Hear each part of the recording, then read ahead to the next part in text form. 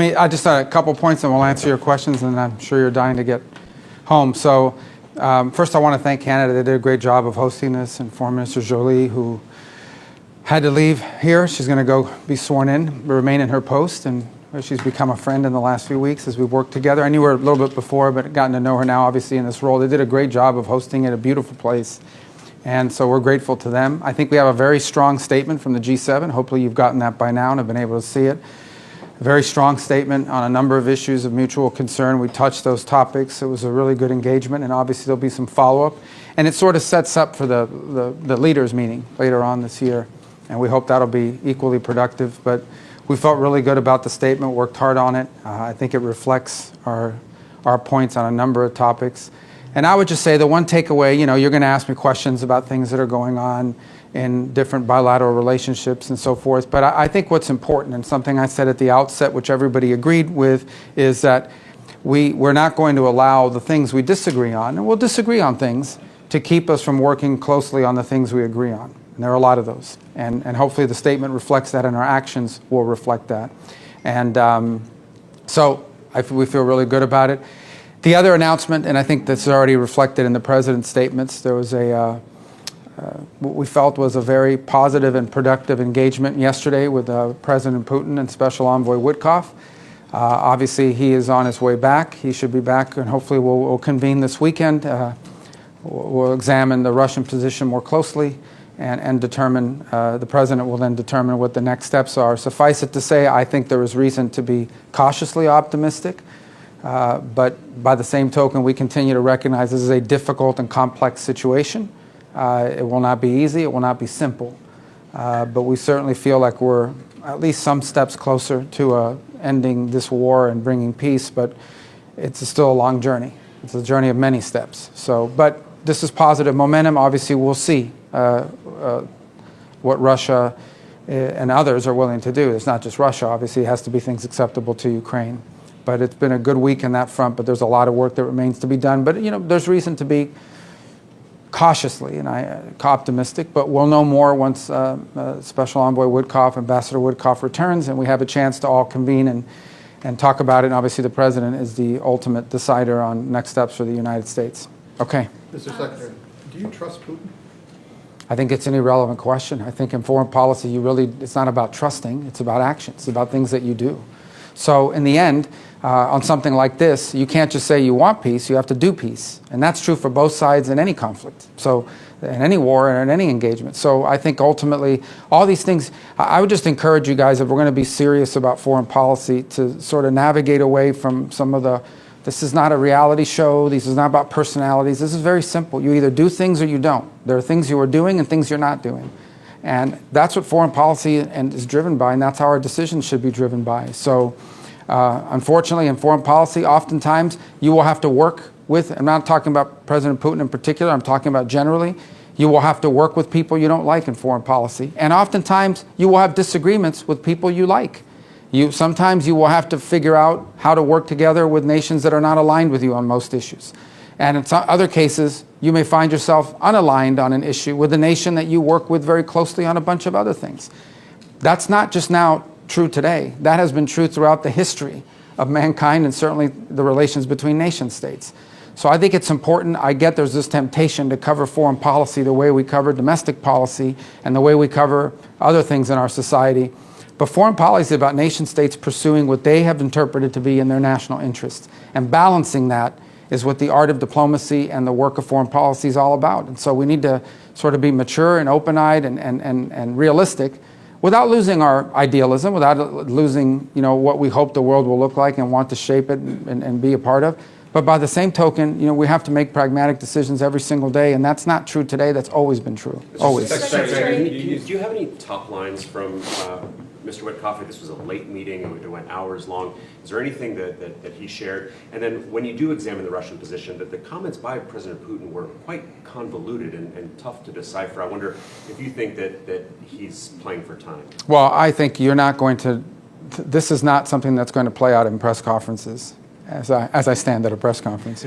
But this is, these, again, I go back to the point I just made. When you want, if you think about the most recent example of ceasefire negotiations, which was what happened in Gaza and with Israel and so forth.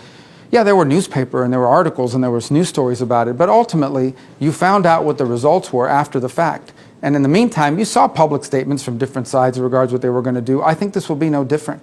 So certainly, we're not going to make our foreign policy decisions on the basis of what a leader simply says at a press conference or somebody puts up on a social media post because you're some blogger close to the Kremlin or something like that. And likewise, I don't think they're going to do that either. So I would just say that this is going to play out the way things of this nature and caliber have traditionally and normally play out, and that is with the leaders of the countries involved speaking, not in front of the cameras, not in front of the media, but in these negotiations that happen and in these talks that happen. So I'm not going to comment on what President Putin said, other than he said he agreed with it in concept. So, with lots of reservations. well, again, he said that at a press conference. As I said, and I go back to the phrase I used earlier, I think there is reason for cautious optimism that something good could come of this. Obviously, we're going to wait for Ambassador Witkoff to return. He's not back yet. We're going to reconvene. Obviously, I spoke to him late last night. He spoke to the president well before that. He may have spoken to other members of our team. I've been here. But ultimately, we're going to reconvene, and the president will have options available to him, and decisions will be made after that. But I don't want to speculate or characterize anything beyond what I've just said until we have had a chance to sit down with Ambassador Witkoff, who's still overseas and in travel. Can I just follow up on that point then, Mr. Secretary, because when, on the way here, you said you were seeking an unconditional acceptance. I mean, clearly Mr. Putin is adding a whole series of conditions, and also the President says this should be... Well, how do you know he's adding conditions? From what he said publicly. Well, I go back to the point I made. Let's let this thing play through, okay? And then let's figure out what... Let me at least talk to... Let's the team get together on the state side of this and talk to Ambassador Witkoff and go through some of this. Again, we're not going to be involved in this process where I'm being asked to stake a position of U.S. policy on the basis of what someone said at a press conference yesterday. So we're going to work through this thing in a normal, sane fashion. We'll figure out where we are based on what I know at this moment with my conversation with Ambassador Witkoff. He's not here yet. I feel like there's reason for cautious optimism. I think the president shared that today in his True Social post. But there's a lot of work. No, I have never told anybody that this is going to be easy, fast, simple, slam dunk. It'll be hard, but it's important work. We are a better place today, I hope, I believe, we have reason to believe, than we were a week ago. But we still have a long ways to go. It could come together pretty quickly if everyone aligns, but I don't know how aligned we are yet. That's what we're about to find out. So cautious optimism is about the best phraseology I could use at this moment. Based on what we know, we're going to keep working on it. Mr. Secretary, the statement that you... Hold on, I'll get to everybody, I promise. The fundamental element of the President's proposal was it should be an immediate ceasefire. Sure, and that's the proposal. How long does Putin have? Well, in terms of long for what? How long does... Because there are those who say he's playing for time, that this is adding conditions, adding... Well, this war's been going on for 3 years. So I think the question, and with no end in sight at this point, without this intervention by President Trump. So I think the question is, is the fundamental question really is not how long. I think the question is, are we actually moving towards a ceasefire, or is this a delay tactic? I'm not going to answer that because I can't characterize that for you right now. I think we'll know sooner rather than later, and a lot of that will be based on the conversation Ambassador Witkoff had yesterday and other factors that are in play. But we're not there yet, but we will get there. We want it to be, the president wanted it to be yesterday and the day before. But we're certainly at least talking about peace for the first time in 3 years. Now we'll have to figure out how close we truly are, and that's going to take some time. And Witkoff's not here yet, so here meaning stateside. Mr. Secretary, the joint statement says that there is a need for robust and credible security arrangements for Ukraine. How would you define that based on your conversations here at the G7? What are robust and credible security arrangements? Well, that's to be determined by the negotiations. Here's what I want to encourage everybody to do. Bifurcate two things, okay? The ceasefire and the conditions for everybody to stop shooting at each other. What will it take to get everybody to stop shooting at each other?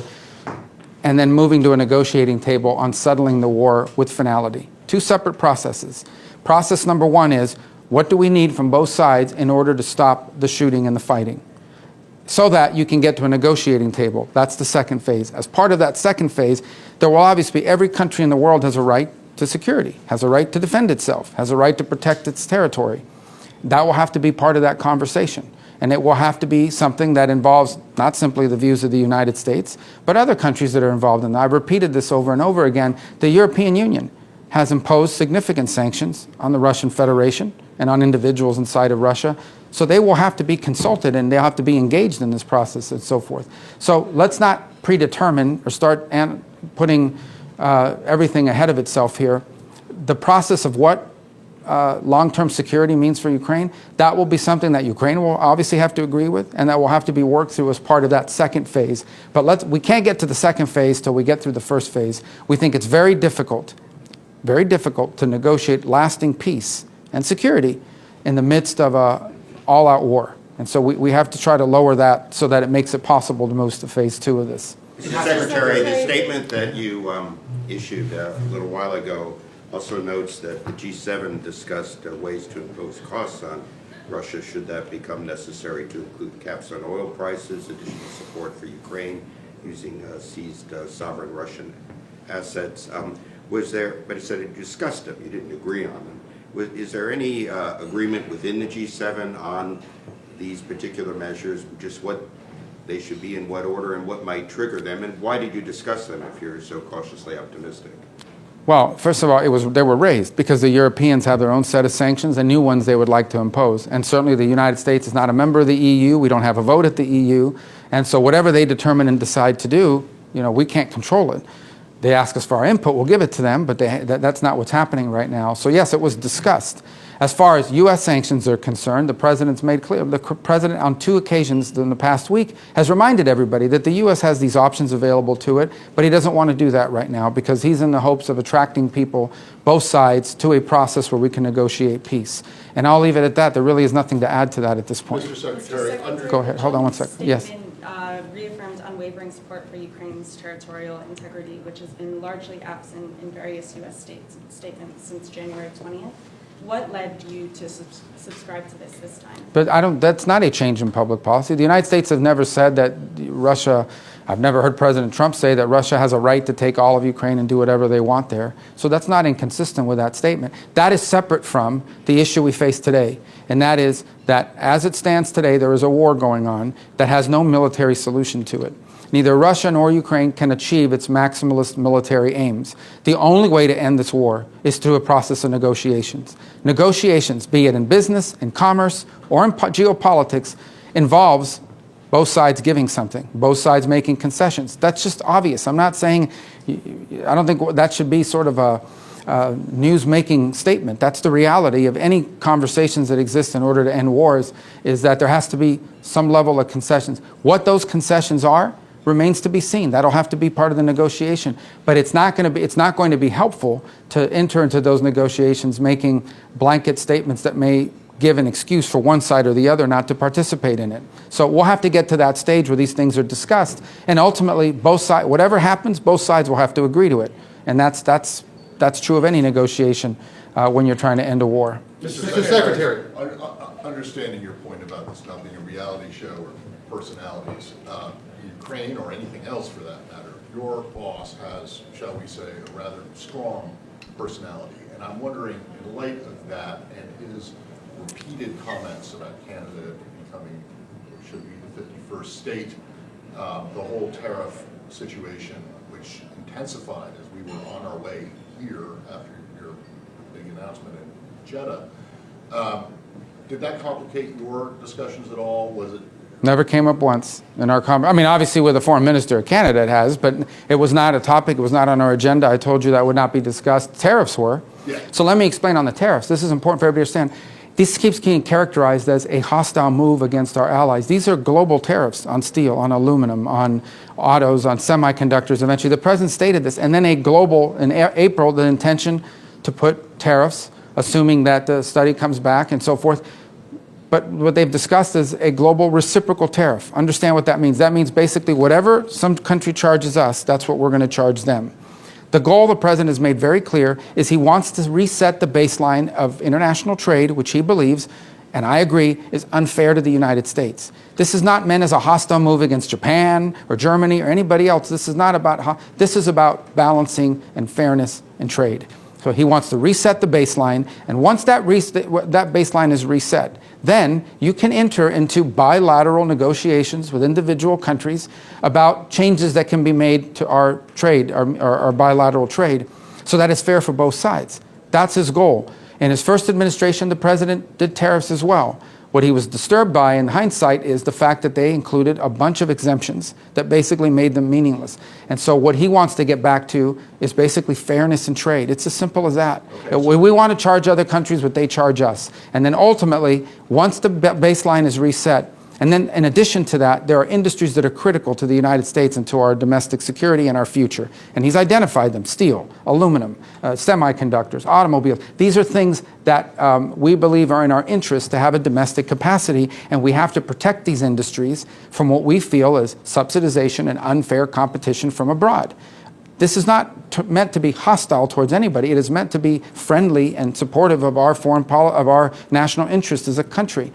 Once the baseline of trade is reset in a way that's fair and equitable, then we can engage in the process of bilateral negotiations with individual countries, including our allies, to set up a more sustainable and fair long-term trade arrangement between our respective countries. So Mr. Secretary, Canada and your meeting with Foreign Minister Joly, do you understand why the Canadians are taking such umbrage at these comments coming from the president? Is that something that The Canadian government has made their position, how they feel about it, clear. The president has made his argument as to why he thinks Canada would be better off joining the United States for economic purposes. There's a disagreement between the president's position and the position of the Canadian government. I don't think that's a mystery coming in, and it wasn't a topic of conversation because that's not what the summit was about. Mr. Secretary, you said that the tariff policy was not hostile. However, President Trump yesterday, in his social media post, said that the EU previously had been hostile and abusive towards the United States. How do you square that? And secondly, is he serious when he's talking about the 51st state being Canada? Well, I've already answered the question about Canada. Is he serious? Do you take him We're not discussing that here today because that's not what the purpose of this meeting was about. As far as the question that you're asking me about hostility, you look at the EU. Okay, the EU has a GDP basically comparable to that of the United States. The composition of their economy is similar to ours. These are not developing countries, these are developed countries. And yet they have a significant trade surplus with the United States, even though our economies are pretty much the same. These are not low-wage countries. That's a problem. All the president is saying is we need to equalize treatment. Whatever they do to us, we need to do to them, in addition to pointing to certain sectors that we have to protect. Who can argue against the idea that if some country charges us X to export our products, we should charge them the same? I get it. If you're a country or the EU that's benefiting from the status quo, you feel it is hostile to change the status quo because it's to your benefit. The problem is the President of the United States is looking out for the United States, both in national security and in economic relations. We will reset the basis of our trade relationship, and then we can enter into negotiations for something that's enduring and fair to both sides. That's what the president seeks to do, and that's what it begins by resetting at a reciprocal way the amount of tariffs we charge one another in our trade relations. Mr. Secretary, I take your of 1798. If I can follow up, Mr. Secretary, I know that we're not speaking about Canada becoming the 51st state at this meeting, but I'm asking you now, do you consider what the president has said about Canada becoming the 51st state? Is he serious? You know, I'll tell you how that came about, okay? He's in a meeting with Trudeau, and Trudeau basically says that if the U.S. imposes tariffs on Canada, Canada couldn't survive as a nation state, at which point the president said, well, then you should become a state. And that's where this began. That said, the president has made an argument for why. He says he loves Canada. He says he made an argument for why Canada would be better off joining the United States from an economic perspective and the like. He's made that argument repeatedly, and I think it stands for itself. But is it counterproductive? The Trump administration is expected to invoke the Alien Enemies Act of 1798. They have to dust that off. A lot of people not familiar with it. Can you help us understand how the Trump administration plans to use these powers? Well, those are that's a question for DHS. It's not a question for us. What I can tell you is, from our perspective, unrelated to that, is that we will continue to look for people that we would never have allowed into this country on student visas had we known they were going to do what they've done. But now that they've done it, we're going to get rid of them. And we are continuing to look for that. And so in the days to come, you should expect more visas will be revoked as we identify people that we should never have allowed in because they lied to us. When they said they were coming here to be students, they didn't say they were coming here to occupy university buildings and vandalize them and tear them apart and have campuses hostage. If they had told us that, we would never have given them a student visa. Now that they've done it, we will revoke those visas. And as the days go on, every time we have a chance to revoke them, we will, because it's not in the national interest of the United States for them to be here. Let's wrap up, guys, so we can get on. The Yeah. G7's joint statement has some very strong language on China. Could you please describe the sentiment of the discussion behind closed door? And also, do you have anything on a potential meeting between President Trump and CCP Secretary General Xi Jinping? Would that be in China or in the United States? Thank you. Well, I think the president at some point will meet. They will meet. I don't know when that'll be. I don't believe there are any plans currently for that to happen, but I'm sure it will happen at some point. The president engaged with him in his first term, and I expect he will do so again, and he should. These are the leaders of two big, important, powerful countries, and the leaders of powerful countries, whether they agree on things or not, should communicate for the safety and well-being of the world. As far as the statement is concerned, I think it reflects a growing acknowledgement that the Chinese Communist Party has pursued both economic and foreign policies that allow them to benefit from all the good things about the global order, but ignore all of its responsibilities in ways that leave us in danger of being, not just us, but the broader world, of being overly dependent on China for critical supply chains, for rare earth minerals, for key technologies. In the case of Europe, you'll continue to hear a lot of frustration on their part that Chinese overproduction, for example, of electric vehicles are dumped into their economies. And so guess what they have done? They have imposed tariffs. You know what Canada did? They've imposed tariffs on China as well, because that's what countries do when they feel like they're being treated unfairly in trade and commerce. And we support them in doing that. We think that was the right choice in their regard. And we've imposed tariffs on China as well. All right. Is there an offer? Who had a card? Rubio, Yes, sir. the U.S. be open to an agreement with Hamas to get American hostages released separate from the Israeli hostages, like including Don Alexander getting released? Well, I think our priority always, as the U.S. government, is always that we care about all the hostages. We want all the hostages released. We believe they should all be released. Okay, and that, by the way, we talk about hostages, we're also talking about bodies.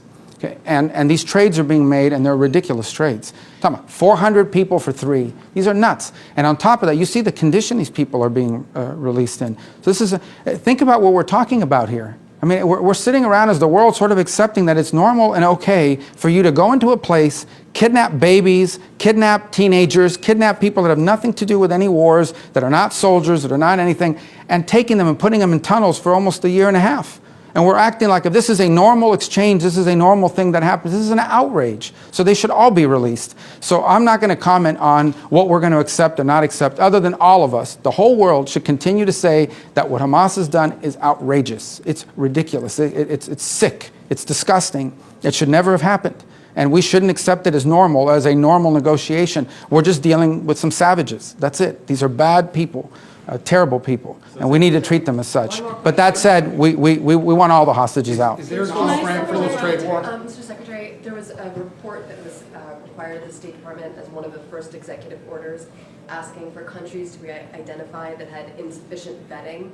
Has that report gone over to the White House yet? I'm sure you mean we had a deadline to meet that. I'm sure we've met the deadline, but I have to take that back, and we can get you an answer for that specifically. Is there an off-ramp All right. for the trade war, Can I Mr. follow up Secretary? about territorial integrity? About what? Territorial integrity. Yeah, you already asked that, yeah. Yeah, so you said that Ukraine would have to make concessions both sides. So will Russia, right. What is your description of territorial integrity when it comes to Ukraine? Is it pre- Guys, again, that's what we're going to have. Let's please, I get it, but let me just put it to you this way. There's 2 processes here. Process number 1 is how can we get shooting to stop? Because we think it's very difficult to negotiate peace while there's still shooting going on and attacks. What can we do to get that to stop to the extent possible? How can we get as much hostility as possible to stop so we can get to phase 2 of this process, which is negotiating these things that you're asking me about? I'm just stating the obvious. When people sit down and negotiate an end to wars, there's usually a give and take. What that give and take is depends on the parties that are at the table.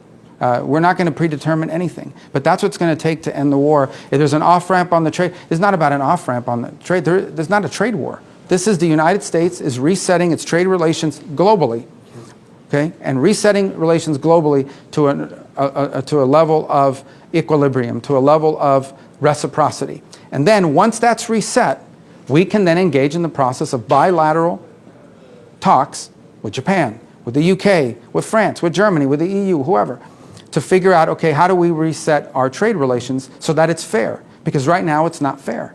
It's as simple as that. That president has stated that repeatedly.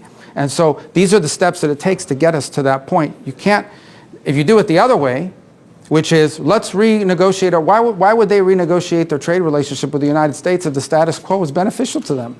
Why would someone give up something that's good for them? You have to make it fair, and then you can negotiate out, how do we get to a place that's mutually beneficial? Because the current piece of it is just not sustainable. All right? How's your relationship with Elon Musk? Thank you, guys. Thank you.